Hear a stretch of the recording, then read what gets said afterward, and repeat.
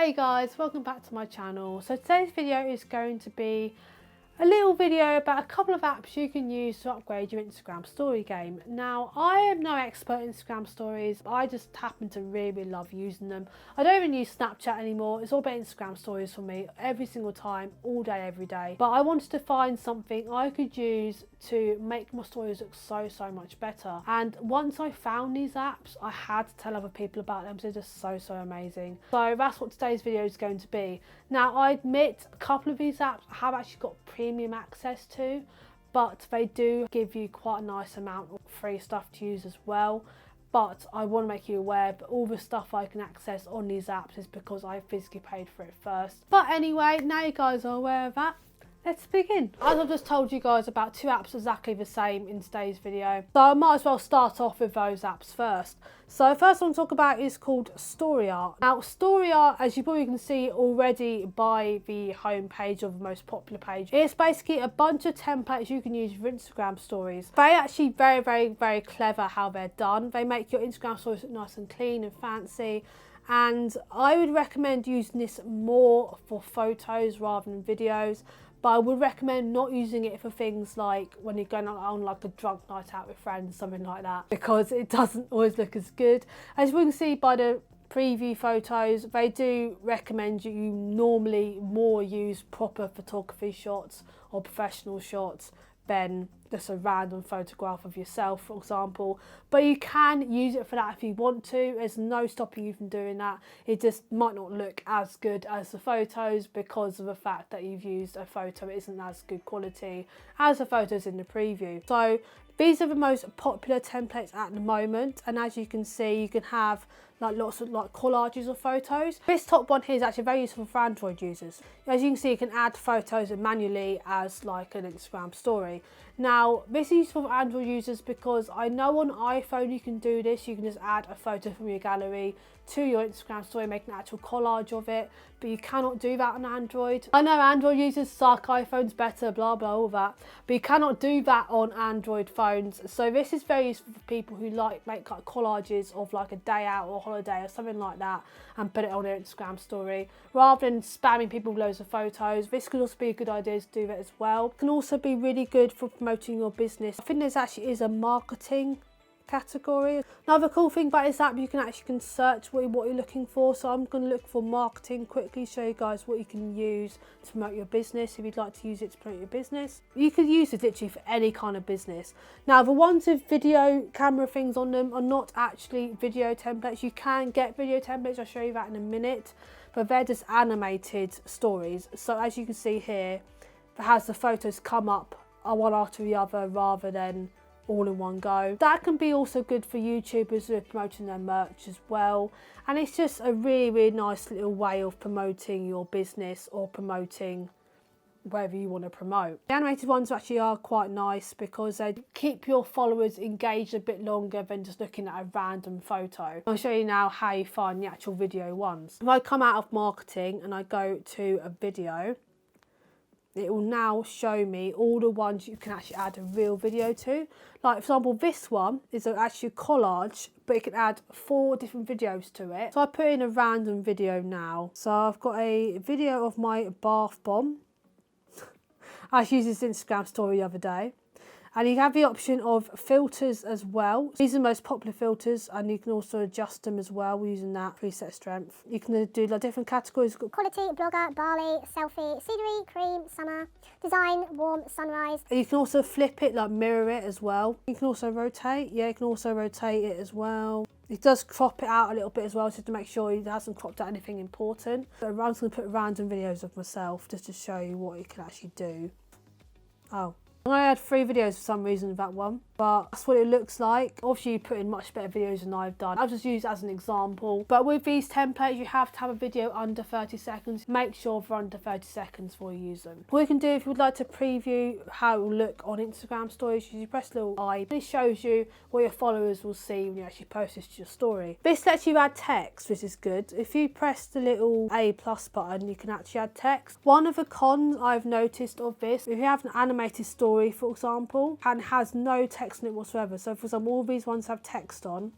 So if I go to this one, has no text on it, If I go to edit, I can add photos, but as you can see, I cannot add text to it. That's because of some reason, if you choose an animated template, especially with no text on it, you cannot add any text to it. The only way you can do it is if you do it via Instagram stories manually, which doesn't always look as good. It's a bit stupid. Possibly that's only the animated ones as well. I've just gone on to the still non-animated photos, and even the ones that have no text on, it's letting me add text to it. So it's only the animated ones that don't allow text. So that's probably one of the only cons I found so far. We'll quickly go to MoStory now. Now MoStory is basically made by the exact same people, exact same design as you can see, but the difference between MoStory and StoryArt is a lot more basic, and the only templates you can really get on MoStory are all animated. So as you can see, there's no search option like there is on StoryArt. There's no categories or anything at the bottom like on StoryArt. And there are a couple of still photo ones, but MoStory is basically, I think it stands for motion story. So it's basically, most of it is all animated like templates. You can't get video on here as far as I'm aware, but what you can get, as you can see, is a proper marketing section at the beginning on like the home page. As you can see, it's got the exact same stuff on here as StoryArt, so I recognise those two from StoryArt already. So it has got almost the exact same filters, but I have got an actual marketing section on the front, didn't have in StoryArt. So if you're looking for a way to promote your business, this could be a good one to use because it's easier to find marketing, and also a lot of it is animated, which always looks much prettier and much nicer as an advert rather than just a still photo. So yeah, I'm not going to go into more detail about that because that's literally the exact same stuff as on StoryArt, just animated. I don't know if I mentioned this, so I wanted to make you guys aware just before I go on to the next app, but those last two apps I just reviewed for you or showed you, I have got premium access to, so I have actually paid for full access to those apps. Obviously I can't show you what free access has access to. I do remember that there was a few templates you can use on the free version, but you can only access like certain filters and certain templates with the premium version. It's honestly not that expensive, but you do get access to everything on both apps if you do pay for premium subscription. But I just want to make you guys aware that that wasn't the free access, it was a premium access that you guys were just looking at. So next app I'm going to talk about, you may have heard of, if you have an iPhone, probably already own this app. This is a very new app for Android, but it's been out on iPhone for a while. But that is Filmm. The co-founder of Filmm, I believe, is Zoella. Now, Zoella's been using this app a lot on her Instagram, and I was kind of like, oh, it looks so good. I really want to give it a go. But it was never available on Android until literally, I think it was like 2 weeks ago it finally became available on Android. So I'm so excited to finally give this a go. But anyway, what it does, you open up Filmm and go straight to your library on your phone. Now, when I press camera, it gives me the option of camera or camcorder. Now, obviously camera is normal photos and camcorder is obviously video. So I'm going to give it a go with photo first because I have tried video before, but I believe it does use photos on here as well, but I'm not entirely sure. It looks like it's mainly video based editing for Instagram stories, but I'm going to try a photo and see what happens. Let's take a picture of my setup. Hi. Rubbish photo, but I want to see if it actually works. It makes it a video because the watermark is animated, so it turns every photo you take into a video. So as you can see already, it told me to get Filmm Plus, which means I've only got the free version of this one. And it says unlimited access to Filmm, including over 100 filters and effects, plus so much more. It does look really good from what Zoella says. It's not actually too expensive either. It's only £18.49 for a whole year. I'm going to see what I can actually get on the free version.